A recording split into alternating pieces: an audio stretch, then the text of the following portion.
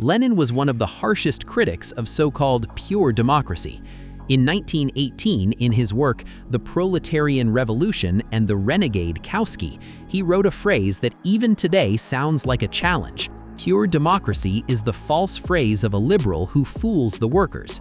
Lenin believed that to talk about democracy in general, outside the class context, is to deceive people. He asked a simple question: what class is democracy for? For Lenin, any democratic republic, even the most democratic, as long as private ownership of factories, banks, and land exists in it, remains essentially a dictatorship of the bourgeoisie, just in a beautiful modern wrapper.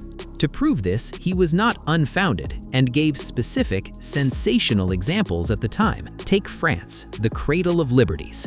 Lenin constantly referred to the Dreyfus case, the infamous trial of a Jewish officer who was accused of espionage without proof. All democratic France is split, and while the best minds, like the writer Émile Zola, defended the innocent, the whole military caste, the entire state machine defending the honor of the uniform, went to forgeries and lies to condemn him. For Lenin, this was the clearest proof. When it comes to the interests of the ruling class, all democratic freedoms come to an end, and the apparatus of violence is used. Or look at the United States of America, a country that was considered a model of democracy. Lenin sarcastically pointed out the practice of lynch trials, brutal lynchings of the black population, which took place with the complete connivance of the democratic state. He spoke of the bloody suppression of strikes, the shooting of workers who dared to demand better working conditions. What kind of freedom is this? Lenin asked, if it exists only for the rich, and bullets and gallows are prepared for those who are trying to fight for their rights. Thus, his conclusion was inexorable. There is no such thing as pure democracy. There is democracy for the rich, which turns into violence and suppression for the poor. Freedom of the press really means freedom for the bourgeoisie to buy up newspapers